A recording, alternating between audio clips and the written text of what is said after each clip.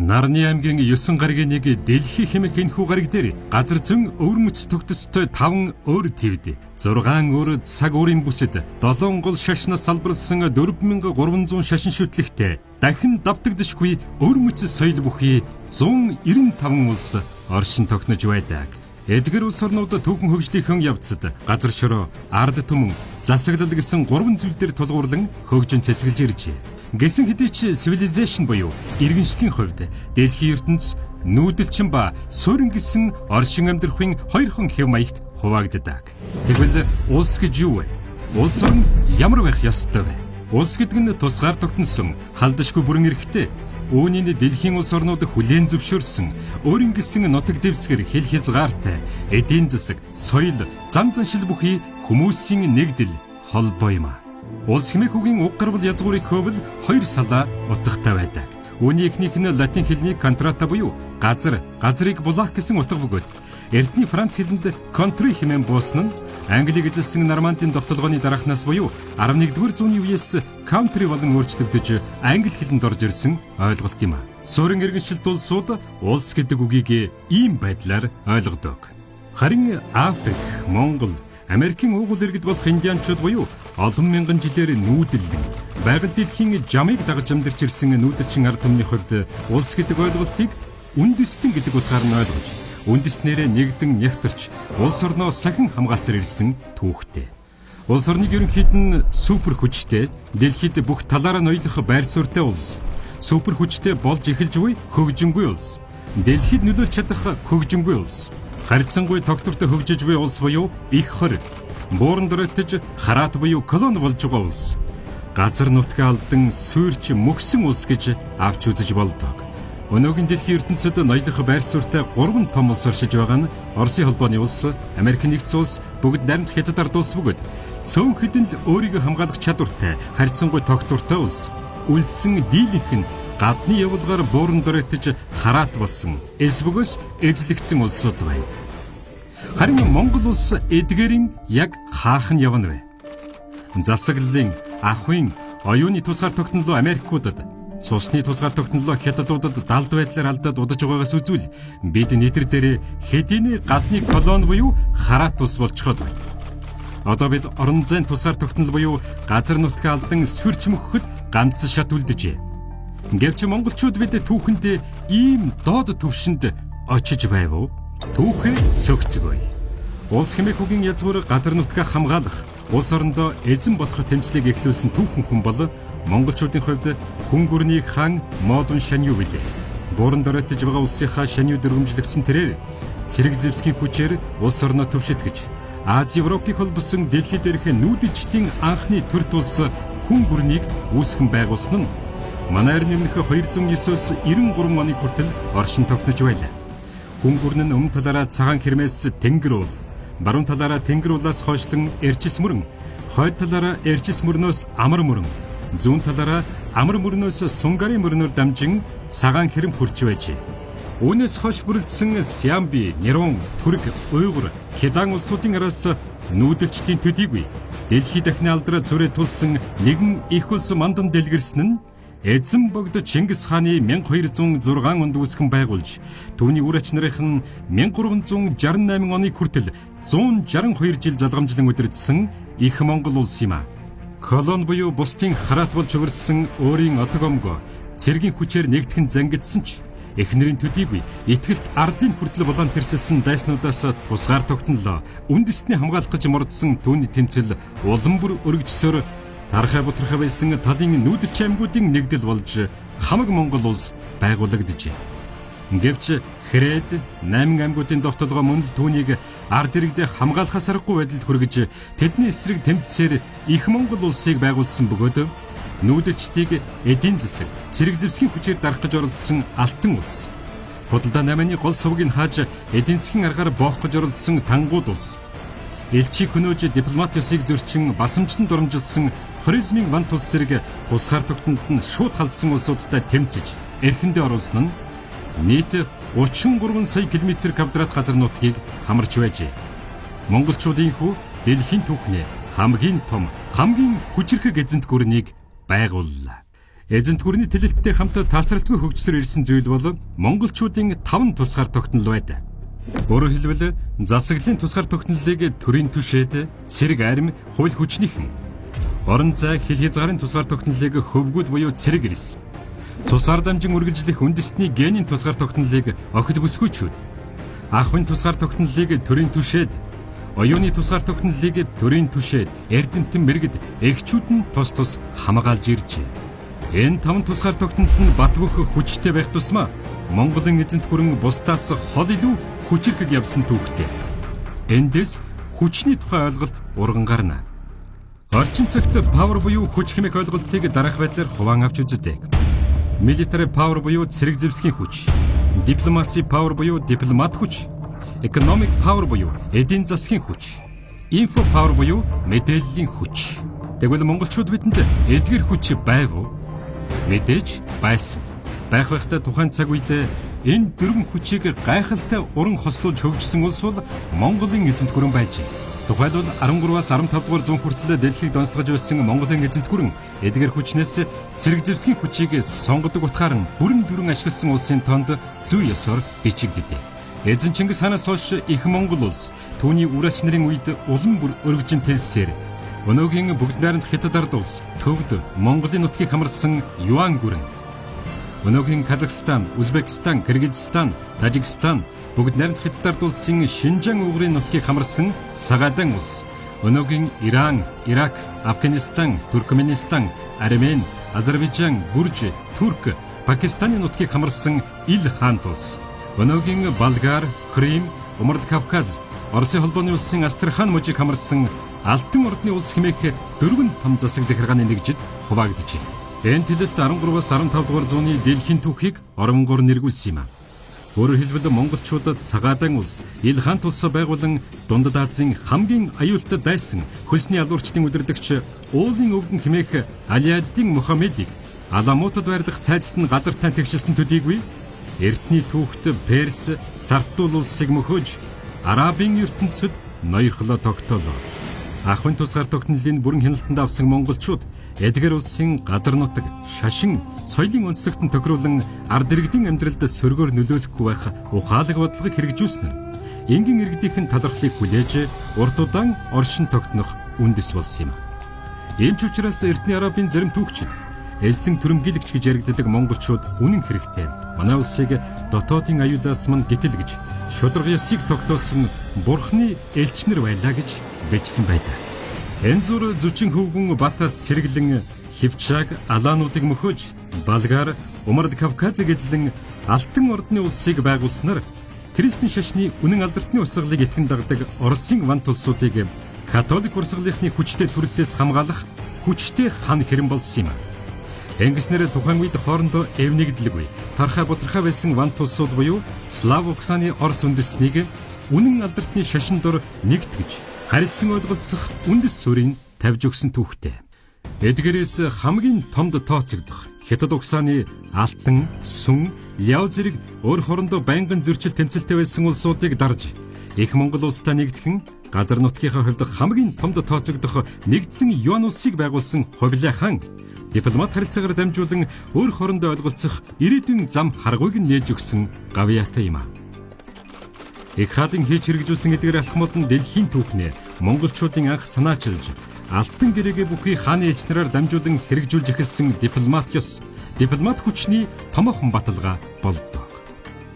Өөрөөр хэлбэл дэлхийн хөгжлийн түүхнээ монголчууд 13-аас 15 дугаар зуунд цэрэг зэвсгийн хүч, мэдээллийн хүчийг 15-аас 17 дугаар зуунд дипломат хүч, эдийн засгийн хүчийг сонгодог утгаар нь бүрэн ашиглаж 200 жил Евразийг төвшөлтгөн барьж хөгжүүлсэн байна. Арабын ертөнцийн төрөлтийг хазаарлан газар нутагт нь Ил хаант улсаа байгуулж ноёрхлоо тогтоосон монголчуудын буйнаар Крестийн шашинтнууд мөнхийн дайн дажин үүсгэж толгойн өвчин болоод байсан лалын шашинтнуудаас салсан төдийгүй Европ бүхэлдээ амар амгалан болж өмнө нь дайн тулаанд зардаг асан тэр их мөнгө Европын улс орнуудын хөгжил цэцэглэлтэнд цутгах боллоо. Ийхүү 200 орчим жил тогтвортой хөгжих боломжтой болсон Европ дэлхийн түүхнээ цэрэг зэвсэг, шинжлэх ухааны шин технологи, аж үйлдвэрлэлээр хүчрхэгжин гарч ирэх нөхцөл бүрдсэн юм. Европын эдийн засаг хүчтэй хөгжснөөр геополитикийн шинжлэх ухаанд эдийн засгийн хүч хэмээх шинэ нэр томьёо орж ирлээ. Өөрөөр хэлбэл Европ төв 18-аас 20 дугаар зууныг эдийн засгийн хүчээр эрхшин хүчний дараагийн ойлголт гарч иртэл тогтоон барьж байсан юм. 20 дугаар зуун эхэлж дэлхийн ертөнцид дараалсан хоёр том дайн дэгдлээ. Тухайн үед хүчирхэг эдийн засгтай байсан Европ төв энэ дайнд татагдан орсноор улс төр эдийн засгийн хувьд сулрах нөхцөлийг бүрдүүлжээ. Энэ боломж холбоотон нэртэйч дэлхийн 2 дугаар дайнд төдийлөн идэвхтэй оролцоогүй Америк нэгдсэн улсад бүх талаараа хүчирхэгжих боломжийг олгосон төдийгүй Америкийн удирдагчид үүнийг Европ твийг атгах боломж гэж харсан юм. Жохом эндээс л дараагийн шинэ хүч буюу мэдээллийн хүч хэмээх ойлголт хүч төрөн орж ирсэн түүхтэй. Ийхүү зэрэг зэвсгийн хүч, дипломат хүч, эдийн засгийн хүчээс гадна мэдээллийн хүчээр давхар зэвсгэлсэн Америк нэгдсэн улс дэлхийд шинэ дэг журмыг тогтоож эхэллээ. Үүний үр дүнд тэдний мөнхийн өрсөлдөгч Орос улс 1985 онд перестройка буюу өөрчлөлт байгуулалтыг эхлүүлсэн бөгөөд 1991 онд хуучин зөвлөлт холбоот улс задран 15 улс болж салснаар Орос улс эдийн засаг, улс төрийн гүн хямралд оржээ. Энэ явдал өнөөгийн ерөнхийлөгч Владимир Путиныг төрийн эрхэнд гарч ирэх 1999 оны хүртэл тасралт үргэлжилсэн юм. Ийхүү Америк нэгдсэн улс дэлхийн 5 твд тархан байршуулсан хүчирхэг тагнуулын сүлжээн дээрээ суурилсан мэдээллийн технологиг ард иргэдийн өдөр тутмын амьдралтай уялсан платформ шинэ бүтээгдэхүүнүүдийг зах зээлд нийлүүлснээр хэн мэдээлэлтэй байна, тэр л хүчтэй гэсэн шинэ теоремыг бүлээн зөвшөөрүүлж чадаж. Гэвч Оросууд хоцорсонгүй. Ельцины оронд ерөнхийлөгчөөр томилогдсон зөвлөлт холбоот улсын аюулаас хамгаалах газрын ажилтан Путин Оросын холбооны улсын тусгаар тогтнолыг хамгаалахаар нэн шаргуу ажиллаж эхэлсэн бөгөөд уламжлалт зэрэг зэвсгийн хүч, дипломат хүч дээрээ нэмж дэлхийд даяар салбарт тагнуулын хүчирхэг сүлжээн дээрээ суурилсан мэдээллийн хүч, эдийн засгийн хүчээ асар богино хугацаанд бэхжүүлсэн нь Орос улсыг өнөөгийн дэлхийн геополитикт Америк нэгдсэн улстай энэ тэнцүү байр суурьнд байчих супер хүчтэй улсын тоонд ороход хүргэсэн юм. Тэдэнтэй өрсөлдөх Япон, Герман, Англи зэрэг улс эдний араас шил даран хөгжиж байгаа ч сүүлийн жилүүдэд Америк нэгдсэн улс Оросын холбооны улстай өрсөлдөхүйц супер хүчтэй болж тэдний зиндаанд асар хурдцтай дөхөн ирж байгаа бүгд найрамдах хятад ард улсыг тоолгүй өнгөрч болохгүй. Учир нь бүгд найрамдах хятад ард улс уламжлалт, дипломат хүч, эдийн засгийн хүчээ чинээнд нь тултал ашиглан зэрэг зэвсэг мэдээллийн хүчээ хүлээн зөвшөөрүүлэхээр улаарын тэмцэж байна. Өнөөгийн дэлхийн ертөнцийн хүчний харьцааны тухайд байдал нэг иймэрхүү. Харин манай Монгол улс тэдний хаах нь явна байна. Түүхсөгцгөө. Бидний улс төр хэмээн ойлгодог политик хэмээх үгийн язгуур нь эртний грекийн полис буюу хот суурин, тики буюу удирдах гэсэн үгийн нийлмэл юм. Өөрөөр хэлбэл политик гэдэг нь хот суурин газрыг удирдах арга зүй гэдэг утгыг илэрхийлнэ. Улаанбаатар хотыг орон сууцчлуулах ажил 1950-ад оноос эхэлсэн гэж үзвэл бидэнд суурин соёл иргэншлийн 70 жил, нүүдэлчин соёл иргэншлийн 3000 орчим жилийн түүх бий. Өөрөөр хэлбэл нүүдэлчин Монголыг хот суурин газрыг удирдах арга зүйгээр удирдах боломжгүй гэдэг нь бидний туулж өнгөрүүлсэн түүх амьдралын хэв маягаас тов тодорхой харагдаж байна. Тэгвэл монголчуудыг хэн хамгийн амжилттай удирдах дэлхийн тавцанд аваачсан бэ? Ямар арга зүй хэрэглэв? Энэ асуултын үчиг яван явсаар Алтан ургийнхан дээр очдог. Их Монгол улсыг байгуулсан эзэн богд Чингис хааны зарилгын дагуу Монголын төрийг Чингис хааны уг гарвал хяад ясны боржигын овогтнууд угсаа залгамжлан удирдах болсон агаад тэднийг төмөн олон нийтээр Алтан ургийнхан гэж хүндэтгэн дагах болжээ. Өөрөөр хэлбэл Монголын төрийг цогцлон барьж түших үүрэгтэй эдгээр хүмүүс нь үе дамжин боловсрч төрийн хэргийг удирдан залдаг байсан нийгмийн элит давхарг болох Алтан ургийнхан байсан юм. Энэ агуу ёс дунд зууны төрийн хугацаанд буюу 13 дугаар зуунаас 20 дугаар зууны ихэнх хүртэл тасралтгүй 700 гаруй жил уламжлагдсан Монголд мөрдөгдсөн түүхтэй. Түүхээс өгцгөө. Тухайлбал 13 дугаар зууны үед Отогоогт хаягдсан Тэмүүжинд тархай бутархай Монгол аймагуудыг нэгэн тугийн дор нэгтгэж 5 тусгаар тогтнолоо хамгаалах зайлшгүй сорилтод тулгарсан бөгөөд тэрээр хадуу ширүүн тэмцлийн үр дүнд орон зайн болон ахуйн тусгаар тогтнолоо баттгаж хамаг Монголыг нэгтгэн их Монгол улсаа байгуулснаар засаглалын тусгаар тогтнолоо тунхаглан зарлжээ. Үүний дараа 17 дугаар зууны үед Манжид дагаар орсон монголчууд засаглалын ахуйн гэсэн 2 тусгаар тогтнолоо хагас алдсан байдаг. Өөрөөр хэлбэл 5 тусгаар тогтнолоо бүрэн алдаагүй учир шалтгаан нь өндөр гэгэн зан үзрийн хол ухаан зарж Манжин хаантай хийсэн гэрээтэй холбоотой. Энэ үед Монгол улс Манжин колони буюу хараат улс биш. Харин ч эсрэгээр протекторат улс буюу Манжин ивэл хамгаалтанд ор явсан бөгөөд газар нутаг хүн ардтайгаа бүрэн бүтэн явсаар 1911 онд золгосон байдаг нь дээрх гэрээндээ Хятад иргэдэг Монгол нутагт амьдрах аялахыг хязгаарлах тал дээр хатуу залдруулж цусны тусгаар тогтнолоо хамгаалan авч үлдснээс тод харагддаг. Үүнээс хойш 200 жилийн дараа буюу 1911 онд Алтан ургийн ноёд нэгдэн нийлж засаглалын тусгаар тогтнолоо сэргээж Манж чин гүрнээс туурга тусгаарлан богд хамт Монгол улсаа байгуулснаар Монголын төр дахин сэргийх таатай эхлэл болжээ. Гэсэн ч төдөдлгүй Шанзав Бадамдорж тэргүүтээ урвагч ноёд хүрээний Хятад цайд Чин Игээр дамжуулан Монголын автономт эрхийг цуцалж төрийн хамаг хэргийг дундад иргэн улсын төрийн зөвлөлийн дарга цэргийн эрхтэн Сюшү Жанд шилжүүлэх тохирог хийснээр Монголын хувь заяанд онцгой аюул учирсан юм а.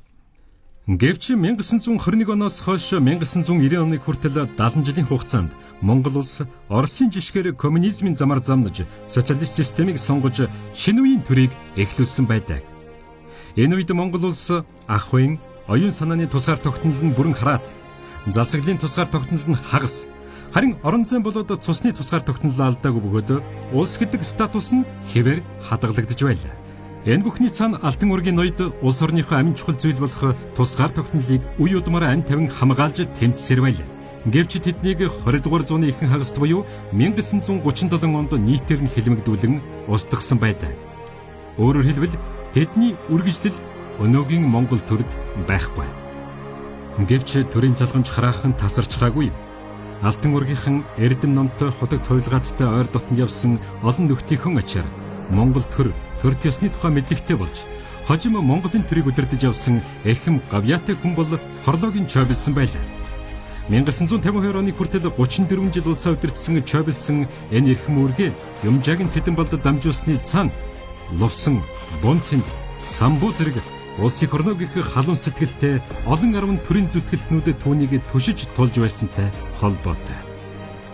Ийхүү тэд Монголын ард түмнийг 1990 онтой залгуулжээ. 50 жигсаалын замаар нэн чин үеийн төрийг эхлүүлсэн монголчууд социалист нийгмээс ардчилсан нийгэм чилжлээ. Эрх чөлөөтэй болж хөгжлийн замаар урагшиллаа гэж баярлсан ч Америк хэмээх шинэ колончлогч муур багшийн өрхөнд орсноо мэдсэнгүй. 30 жилийн дараа буюу өнөөдөр эргээд харахад бид тэдэнд засаглалын, ах уян, цусны, оюун санааны гэсэн 4 тусгаар тогтнолоо бүрэн алдаж, тавдах нь болох хил хязгаар, орон зайн тусгаар тогтнолоос өөр юу чгүй. Ард нийтээрээ ядууралд автаж өрөнд бэрэгдсэн гадны колони буюу хараат улс нэгэнт болжээ.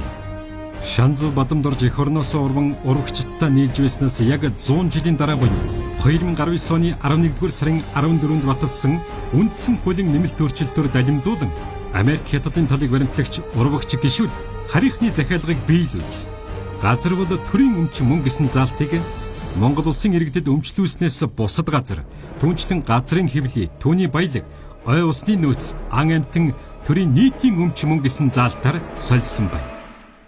Ийхүү монголчууд бид эцэг өвгдөөс өвлүүлж ирсэн газар чорогоо хэн мөнгөтэд нь зарах зөвшөөрлийг үндсэн хуулиндаа тусгалаа. Одоо бидэнд гагцхүү эх орон газар нутгийнхаа төлөө гэсэн халуун цусал үлдээд байна. Харийнхан удахгүй бидний газар нутг руу орж ирцгэн. Тэр цаг өнөө маргаашгүй болсныг санацгаа зэрцгээ.